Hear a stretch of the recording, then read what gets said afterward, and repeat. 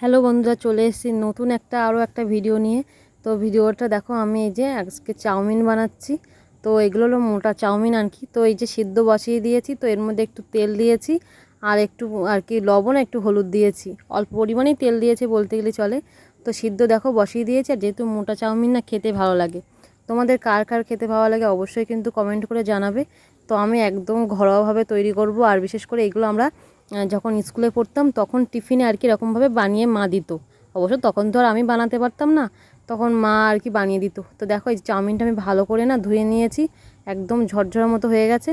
আর চারিদিকটা একদম পুরো চাউমিনটা আর কি ছড়িয়ে দিয়েছি। আর এই দেখো আমি যে আলু দেব আর পেঁয়াজ নিয়েছি, আর এদিকে লঙ্কা, দুটো পেঁয়াজ আর একটার অর্ধেক এরকম আলু নিয়েছি আর কি।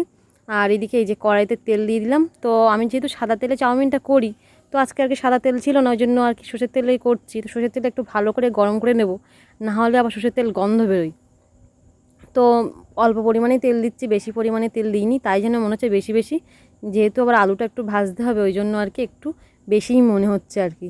তো যাই হোক, দেখো প্রথমেই আমি আলুটা দিয়ে দিয়েছি। আর আলুটা একটু লবণ মাখিয়ে রাখলে ভালো হতো, তো আমি আর কি মাখাইনি, এমনিই দিয়ে দিলাম। তো এই যে আলুগুলো দিয়ে আলুগুলো এবার নাড়াচাড়া করতে করতে দেখো এই যে আলুগুলো প্রায় ভাজা হয়ে এসছে। এখন আমি পেঁয়াজ আর লঙ্কাটা দিয়ে দেবো এর মধ্যে। তো এটাকেও ভালো করে আর কি ভেজে নেব, যতক্ষণ না একটু ভাজা ভাজা হচ্ছে আর কি। আর এই চাউমিনটা আমরা ছোটোবেলায় খুবই টিফিনে মা দিত, বেশির অংশ মানে খেয়েছি আলু দিয়ে চাউমিন। আর আলু দিয়ে চাউমিন আমাদের বাড়িতে সবাই পছন্দ করে খেতে, আর এমনি চাউমিনও খেতে পছন্দ করে, কিন্তু আলু দিয়ে যেন একটু বেশিই ভালো লাগে আর কি। তো যাই হোক, এই যে আমার হয়ে এসছে। তো এখন আমি এটাকে দেখো এই যে হালকা হালকা দেখো তেল ছেড়ে দিয়েছে, যেহেতু তোমার আর কি আলুটা আগেই হয়ে গেছিলো, তারপর পেঁয়াজ আর এদিকে লঙ্কাটা দিলাম। তো ভাবলাম একটু হলুদ দিয়ে দিই, সামান্য পরিমাণে একটু হলুদ দিয়েছি, কারণ চাউমিনে যেহেতু জলের মধ্যেই আমি অল্প করে হলুদ দিয়েছিলাম। তো এটাকে হলুদ না দিলে কেমন ফ্যাকাশে ফ্যাকাশে লাগবে না, ওই জন্য আর কি হলুদ দিয়ে দিলাম। তো দেখো অনবরত একটু কিছুক্ষণ নাড়াচাড়া করলাম, আর দেখতে পাচ্ছ বেশ ভাজা হয়ে এসছে। তো এখন এই যে মাঝখানটা আমি সুন্দর করে ফাঁকা করে নেব। তেলগুলো দেখো বেরিয়ে আসছে, কারণ হলো ডিমটা আমি দেবো, মানে আমি একদম অন্যরকমভাবে করছি আর কি। বললাম না যে ঘরোয়াভাবে করছি, ডিমটা আগেই ভেজে রাখা উচিত ছিল, কিন্তু আমি ওরকমভাবে করি, তো ভাবলাম যে না আজকে একটু অন্যরকমভাবেই করি। তো এই যে ডিমটা দেখো আমার বেশ হালকা ভাজা ভাজা করে নিয়ে এই যে এখন আলু পেঁয়াজের সঙ্গে ভালো করে দেখো ভেজে নিয়েছি। দেখতেই পাচ্ছ ডিম আমার ভাজা হয়ে গেছে।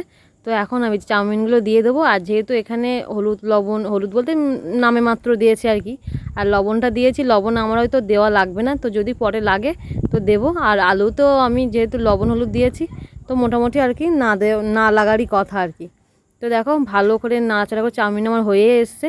তো এখন আমি এখানে একটুখানি ম্যাগি মশলা দেবো।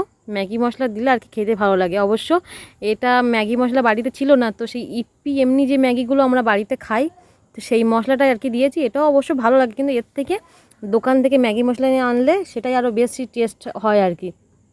তো দেখো চাউমিন আমার একদম রেডি। তো দেখি এবার নামিয়ে নিই। তো চাউমিনগুলো কিন্তু বেশ দেখতে ভালো লাগছে, খেতে অবশ্য খুব ভালো হয়েছিল। দেখো এই যে চাউমিন আমি প্লেটে নামিয়ে নিয়েছি। তো দেখতেই পাচ্ছ চাউমিনটা কী সুন্দর হয়েছে। তো চলো আজকের ভিডিওটা এই পর্যন্তই। চাউমিনটা যদি ভালো লেগে থাকে, মানে আমার বানানোটা আর কি, অবশ্যই লাইক কমেন্ট ও শেয়ার করে দিও। আর আবার নতুন একটা ভিডিও নিয়ে চলে আসবো। টাটা।